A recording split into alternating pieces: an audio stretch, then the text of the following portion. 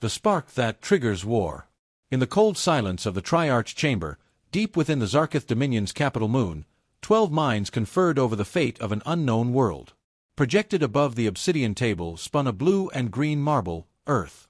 Its atmosphere shimmered with electromagnetic noise, its surface crawling with industrial activity, combustion, radiation, and an endless flood of signals. Some of the Zarkith called it the Howling World. Others had a simpler term, a threat. Carbon-based, bipedal, aggressive, and expansionist, intoned Executor Varn, the most senior of the Triarch. Their technology is disorganized, yet they've harnessed fusion. Their data networks span the planet. And they test nuclear weapons on their own soil. High Strategist Jeanne folded her arms, eyes like molten glass. We've observed over 300 conflicts among their own factions in the last century. This species is irrational. Instability this deep cannot be allowed to reach the stars. A silent pause fell over the chamber. Executor Varn tilted his head. Projection. A nearby drone spun to life. Based on observed rates of technological advancement, Earth achieves interstellar travel in 91.3 solar cycles. Margins of error narrowing. Risk to Dominion holdings, 42% in 150 cycles. Varn narrowed his gaze. Unacceptable. No voices rose in protest. The Zarkith were not known for sentiment. Empires that survived millennia learned to prune threats early. Then the solution, said Strategist Jeanne, is sterilization. There was no drama to it, no moral debate, no horror. Simply logic. A single deployment. A clean removal of danger before it matured. Within minutes, orders were transmitted to Forge Station 12, orbiting the gas giant Vecron. There, machines had already constructed the casing of a planet-class antimatter device, a sleek black obelisk sealed with quantum encryption and laced with phasic shielding. It was capable of annihilating all biological activity on a planetary surface in a single flash of engineered silence. They named it Silencer 9. As protocol dictated, the warhead was loaded into a stealth comet sled and launched on a vector to Earth. Trajectory masked, emissions dampened, time to impact, 47 Earth hours. No communication was sent. No warning. No declaration. Earth was irrelevant to galactic law. It had never spoken. And now, it never would. Down on Earth, no one noticed the incoming death. The humans were too busy with their conflicts, their commerce, their orbiting satellites and petty squabbles. They danced beneath their blue sky, utterly unaware of the obliteration falling toward them at relativistic speed. But far beneath the ice in a hidden bunker beneath Greenland, something stirred. Deep within the Terran Defense Intelligence Corps, known only to a few, an alert pinged. The system had caught a spatial distortion beyond lunar orbit, something that didn't match any known satellite, debris, or natural object. It moved too cleanly. Too deliberately. TDI Director Lena Ruiz leaned over the console, her voice tight. Trajectory. Earth intercept, said her AI assistant. Impact in 46.7 hours. Origin unknown. Emissions silent. It's not one of ours. She stared at the data, brow furrowed. Whatever it is, it's hiding something. For now, Earth continued to spin, unaware. Above, in the black void, Silencer 9 drifted through space like a needle of final judgment, unblinking, unfeeling, certain. The Zarkith had made their move. They would regret it. The Earth that bites back. 43 hours before impact, Earth's defenses activated. Not the kind visible to the public. No missile silos, no satellite swarms. Those were decoys. The real response came from beneath the Greenland ice sheet, where the Terran Defense Intelligence, TDI, operated in near-total secrecy. TDI Director Lena Ruiz stood in the cold-lit operations room, surrounded by walls of hard-light data. Above her, a hologram displayed the incoming object, black, sleek, and utterly alien. No signal. No heat signature. It's absorbing our scans, said Analyst Chong from the upper tier. Ruiz narrowed her eyes. That's not natural. That's a weapon. The room was tense, but not panicked. Everyone here had trained for this moment, even if they hadn't expected it to arrive so soon. Impact? Ruiz asked. 42 hours, 11 minutes. Direct descent trajectory. No deviation. If it hits, global extinction. No one moved. No one spoke. The unspoken truth chilled the air. We're past denial, Ruiz said. Intercept protocol black. Activate the tether. A low rumble filled the chamber as power fed into the quantum tether array, a prototype defense system never before tested outside simulations. Developed in secret using exotic matter salvaged from anomalous asteroid events, it had been humanity's contingency plan for the unthinkable. Now, the unthinkable was on approach. Locking phase resonance, said Chong. Target acquisition in 30 seconds. Ruiz turned to her team. You all know what this means. If we fail, we burn. If we succeed, we might start a war. The tether's core ignited, 6 rings rotating in opposite directions, stabilized by gravitic pulses. On the main display, a lasso of energy arced invisibly across millions of kilometers. Target locked, the system reported. Engaging pull. The moment the tether fired, every alarm in the facility blared red. The object resisted. Not with force, but with something far worse, intelligence. The bomb adjusted its inertial profile, bent light away from its hull, and shifted its atomic structure to resist anchoring. Ruiz didn't flinch. Increase tether harmonics. Drain the fusion reserves if you have to. We'll lose power to half the grid. Do it. The tether snapped taut. In orbit, the object shimmered, distorted, and, finally, jerked to a halt, suspended mid-space as if caught in invisible chains. Cheers broke out in the chamber. Ruiz raised a hand. We're not done. Get it down here. I want that thing inside the black lab in 6 hours. 8 hours later, under 10 kilometers of ice and carbon shielding, the alien device lay in a sealed vacuum chamber. Ruiz stood behind the glass with her lead engineer, Dr. Cameron Malik. This isn't just a bomb, Malik whispered. It's art. The device pulsed with alien symmetry, coils of antimatter reservoirs, encased in materials Earth science hadn't even theorized. Its surface reacted to light. Time near it seemed thicker. We disabled the core, Malik continued. Barely. It's smarter than anything we've seen. Half its systems reconfigure when we observe them. Ruiz looked at him. Can we understand it? We can do better than that, Malik said. A rare smile crept across his tired face. We can upgrade it. The next 30 hours became a frenzy of genius. Physicists, AI programmers, material scientists, all sworn to silence, descended into the lab. What began as reverse engineering became something else. Improvement. Using experimental Terran tech and the warhead's own self-adaptive architecture, the team began reshaping the device. They replaced the core with a quantum AI seed. Installed metamorphic shielding. Embedded a human message in every known form of communication. When they were done, the bomb was no longer a bomb. It was something new. Ruiz stood over the finished form. It's not just a reply, she said. It's a statement. What do we call it? Malik asked. Ruiz thought for a moment. Then, Echo 1. 4 hours before the original impact time, Echo 1 launched silently from a deep-sea rail silo. Trajectory, exact reverse of its incoming path. Destination, Zarkith Dominion space. No broadcast. No threat. Just a sleek black object streaking through the void, powered by human defiance and curiosity. Ruiz watched it disappear into the stars. They wanted to erase us, she whispered. Let's see what they do with a gift. Return to sender, now with upgrades. High above the Zarkith capital world of Velzorith, alarms screamed in frequencies that hadn't been used in 5,000 years. The object had returned.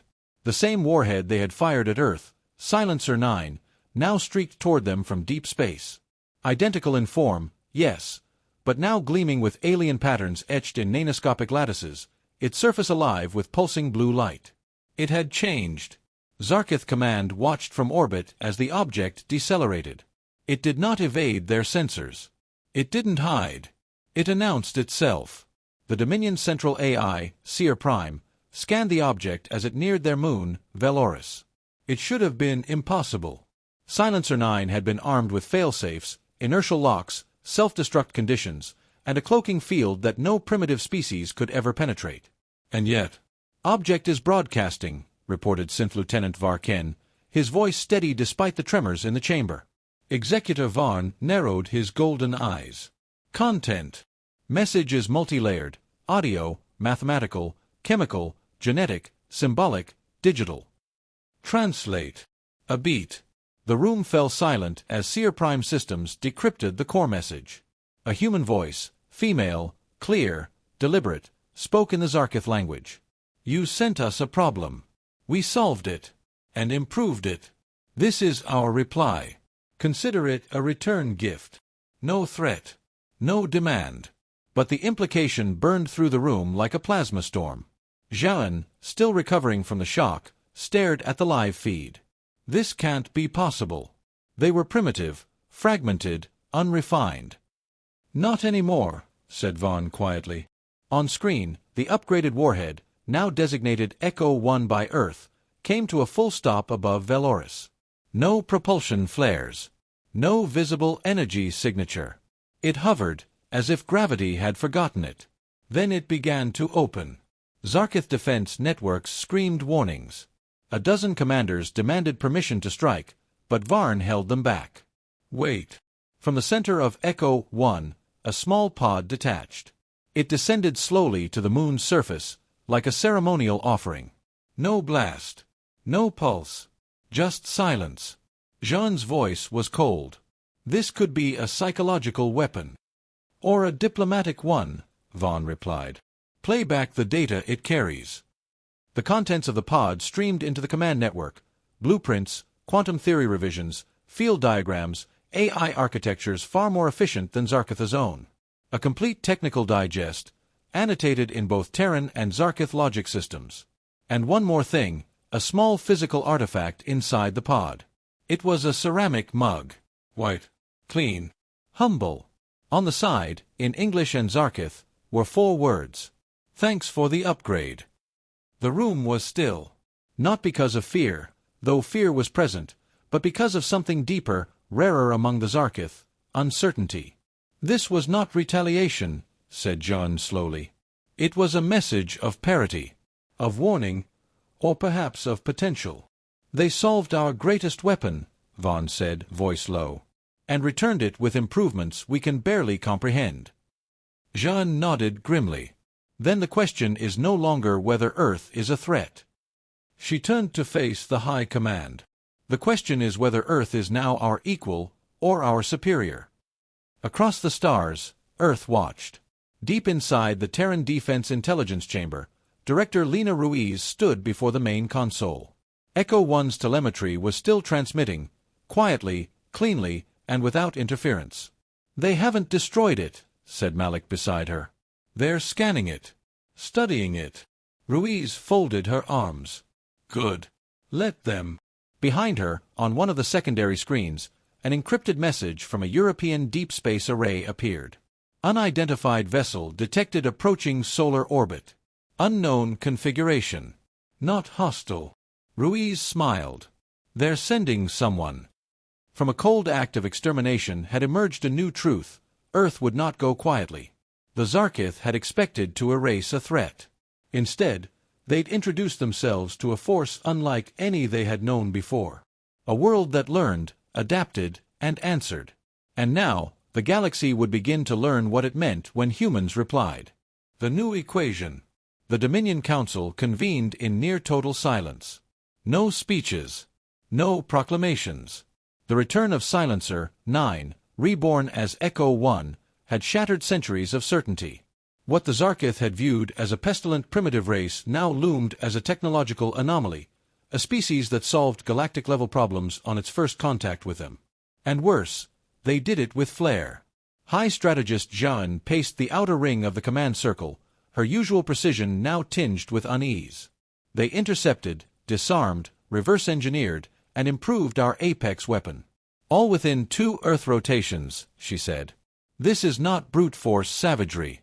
This is something else." "Ingenuity," muttered Executor Varn. "A weapon in its own right."